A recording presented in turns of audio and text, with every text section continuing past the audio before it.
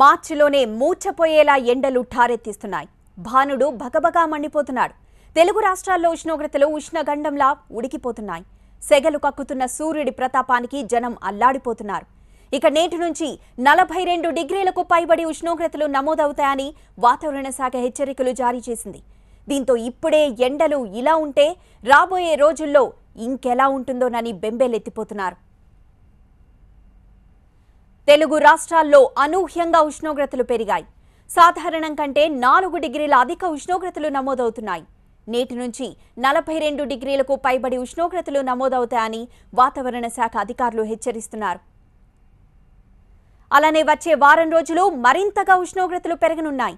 తెలంగాణలో 14 జిల్లాల్లో గరిష్ట ఉష్ణోగ్రతలు 42 డిగ్రీలకు చేరుకుంటాయని, మిగిలిన 17 జిల్లాల్లో గరిష్ట ఉష్ణోగ్రతలు 36 డిగ్రీల నుంచి 40 డిగ్రీల వరకు నమోదవుతాయంటున్నారు అధికారులు.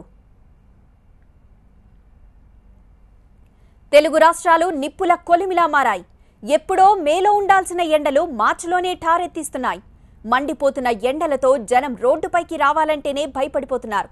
నెత్తిన కుంపటిలా భగభగా మంటలతో జనం అల్లాడిపోతున్నారు. మిట్ట మధ్యాహ్నం ఎంతో అర్జెంట్ అయితే తప్ప జనం బయటికి రావడం లేదు. సూర్య తాపంతో ఉక్కపోత పెరుగుతోంది. భూ వాతావరణంలో గతంలో ఎన్నడూ లేని విధంగా రికార్డులు నమోదవుతున్నాయి. ఈసారి ఎండల తీవ్రత, వడగాడ్పుల ప్రభావం అధికంగా ఉంటుందని వాతావరణ శాఖ హెచ్చరిస్తోంది. దీంతో జనం బెంబేలెత్తుతున్నారు. మండిపోతున్న ఎండల్లో సరైన రక్షణ తీసుకోకపోతే పలు రకాల ఆరోగ్య సమస్యలు తప్పవని హెచ్చరిస్తున్నారు వైద్యులు. ఎండల వేడిమికి దగ్గు, జలుబు, జ్వరాలు వంటి సమస్యలు ఎక్కువగా వస్తాయంటున్నారు వైద్యులు. ఫుడ్ విషయంలో హెవీగా తీసుకోకుండా లిక్విడ్ రూపంలో తీసుకోవాలని తగు సూచనలిస్తున్నారు. అలానే ఎండాకాలంలో చర్మ సంబంధించిన వ్యాధులు కూడా ఎక్కువగా వస్తూ ఉంటాయి. ఆడవారిపై ఈ ప్రభావం అధికంగా కనిపిస్తుంది. సమ్మర్ స్టార్టింగ్ లోనే భానుడు భగభగా మండిపోతున్నాడు. మార్చ్ లాస్ట్ వీక్ లోనే ఉష్ణోగ్రతలు రికార్డు స్థాయిలో నమోదవుతున్నాయి. సూర్యతాపానికి జనం అల్లాడిపోతున్నారు. ఇక మే నెలలో ఎండలు ఎంత తీవ్రంగా ఉంటాయోనని జనం భయపడిపోతున్నారు. విశాఖలో ఎండ తీవ్రత ఎలా ఉందో మా ప్రతినిధి దేవి అందిస్తారు. సమ్మర్ స్టార్టింగ్ లోనే సూర్యుడు ప్రజల బెండు తీస్తున్నాడు. యాక్చువల్గా మనం ఇంకా మార్చ్ లాస్ట్ వీక్లోనే ఉన్నాం, కానీ ఇప్పటికే ఎండల తీవ్రత చూస్తే గనక చాలా అధికంగా కనిపిస్తుంది. సూర్యుడు సుర్రుమనే ఎండతో ప్రజల ప్రాణాలు అంటే ఏ విధంగా అంటే ఎంత ఇబ్బందికరంగా ఉంది అంటే బయటకి రావాలి అంటేనే భయపడే పరిస్థితులు ఎదురవుతున్నాయి. సో ఇప్పటికీ వేడి గాలుల తీవ్రత అలాగే ఉక్కపోత కూడా చాలా ఎక్కువగా పెరిగిపోవడంతో చాలా ఇబ్బందులు పడుతున్నారు. అయితే విశాఖలో పరిస్థితి విషయానికి వస్తే కనుక మార్నింగ్ 6 o'clock నుంచే వేడి గాలులు విపరీతంగా పెరిగిపోతున్నాయి. దాని తర్వాత 11 o'clock అయ్యేసరికి ఇంకా 11 నుంచి 3 వరకు ఇంకా చూసుకోని అవసరం లేదు, బయటకి రావాలంటేనే చాలా భయపడే పరిస్థితులు కనిపిస్తున్నాయి. ఎగ్జాంపుల్గా ప్రజెంట్ మనం విశాఖలో ఉన్నటువంటి ఆర్కే బీచ్ రోడ్లో ఉన్నాం. యాక్చువల్గా ఇక్కడికి పర్యాటకులు కావచ్చు, రోజు ఇటు నుంచి వెళ్ళే వాళ్ళు కావచ్చు, ట్రాఫిక్తో ఈ ప్లేస్ అంతా కూడా చాలా రద్దీగా కనిపించేది. కానీ ఇప్పుడు చూస్తుంటే కనుక మనకి అసలు ట్రాఫిక్ కూడా లేకుండా చాలా ప్రశాంతంగా కూల్గా వెళ్తున్నట్టుగా కనిపిస్తుంది. విశాఖ వాసులు అయితే మేము చాలా ఎక్కువ ఎండ తీవ్రతతో ఇబ్బందులు పడుతున్నారు. ఇక్కడ చాలా మంది ఉన్నారు, వాళ్ళని అడిగే ప్రయత్నం చేద్దాం. చెప్పండి, అంటే సమ్మర్ స్టార్టింగ్ లోనే ఈ రేంజ్ లో ఎండలు ఉన్నాయి, ఎలా అనిపిస్తుంది మీకు? అదే మార్చ్ ఎండింగ్ లోనే ఇంత ఎక్కువ ఉండడం మరి ఎప్పుడు చూడలేదు. లాస్ట్ ఇయర్ మీద ఈ ఇయర్ చాలా ఎక్కువ ఉంది. అంటే ఇప్పుడు మార్చ్ ఎండింగ్ లోనే 35 degrees దాకా చూపిస్తుంది కాబట్టి ఈవినింగ్ కూడా అంత ఈ వేడి తగ్గట్లేదు. కాబట్టి బయటికి రావడం కూడా చాలా ఇబ్బందిగా ఉంది. మధ్యాహ్నం పూట కూడా 35 to 38 degrees దాకా ఎంతుందని విన్నాను. అదే చాలా వేడిగా ఉంది. ఓకే, మీరు చెప్పండి, అంటే బయటకు వచ్చేటప్పుడు ఎలాంటి జాగ్రత్తలు తీసుకుంటున్నారు? ఎండ అంటే ఎప్పటి నుంచి మీకు బాగా ఎక్కువగా అనిపిస్తుంది?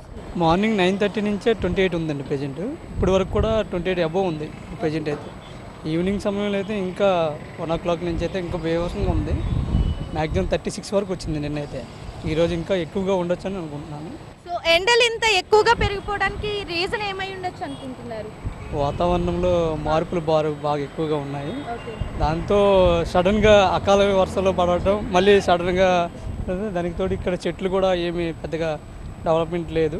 దానివల్ల ఒక పక్క నుంచి అంటే వాతావరణంలో మార్పులు రావడం వల్లే ఇలా ఎండలు ఎక్కువైపోతున్నాయి. మరోవైపు స్మార్ట్ సిటీ పేరుతో మనకి విశాఖలో చూసుకుంటే కనుక కేవలం బ్యూటిఫికేషనే ఎక్కువగా ప్రాధాన్యత ఇవ్వడంతో బ్యూటిఫికేషన్కి సంబంధించినటువంటి ట్రీసే ఇక్కడ మొత్తం అన్నీ కూడా ఏర్పాటు చేయడంతో ఎండ ఎక్కువగా అంటే చల్లదనాన్ని ఇచ్చే చెట్లు లేకపోవడం, ఆక్సిజన్కి సంబంధించిన చెట్లు లేకపోవడం వల్ల ఇంకా ఎక్కువగా టెంపరేచర్స్ అనేవి పెరుగుతున్నాయి. చాలా ఇబ్బందికరమైన వాతావరణం కలుగుతుందని మొత్తం ఇక్కడ ఉన్నటువంటి ప్రజలు చెప్తున్నారు. అలాగే దానికి తగ్గట్టుగానే ఆఫ్టర్నూన్ టైంలో బయటికి వచ్చేవాళ్ళు క్యాప్స్ ధరించడం, అలాగే హెల్మెట్స్ పెట్టుకోవడం, వాటర్ శీతల పానీయాలు ఏవైతే ఉంటాయో అవి తీసుకోవడం కూడా చాలా ఎక్కువగా చేస్తున్నారు. డాక్టర్స్ కూడా వీళ్ళకి సమ్మర్ టైంలో చాలా ఎక్కువగా వాటర్ తీసుకోవడం వల్ల మనలో ఉండేటువంటి అంటే స్వెట్టింగ్ రూపంలో ఏదైతే వాటర్ అంతా కూడా మనలో ఉండేటువంటి లవణాలన్నీ కూడా బయటకు వచ్చేస్తూ ఉంటాయో వాటిని కాపాడుకోవాలి, మనల్ని మనం ప్రొటెక్ట్ చేసుకోవాలి అంటే ఖచ్చితంగా వాటర్ ఎక్కువగా తీసుకోవాలి. సో దానికోసం శీతల పానీయాలు, మజ్జిగ, కోకోనట్స్ ఇలాంటి వాటి మీద ఆధారపడాలని ఇటు డాక్టర్స్ కూడా చెప్తున్నారు. దానికి సంబంధించి ప్రజలు కూడా ఇప్పటి నుంచే కేర్ తీసుకుంటే మాత్రం చాలా వరకు ఎండ నుంచి తప్పించుకునే అవకాశం ఉంటుంది. 11 నుంచి 3 o'clock టైంలో బయటకు వెళ్ళడం చాలా తక్కువ. అంటే మనం ఎలాంటి పరిస్థితులు, అత్యవసర పరిస్థితుల్లో మాత్రమే అలాంటి టైంలో బయటకు వెళ్తే మంచిది. లేని పక్షంలో ఇంట్లోనే జాగ్రత్తగా ఉండాలని నిపుణులు చెప్తున్నారు. ఇది విశాఖలో ఎండల పరిస్థితి. Over to studio.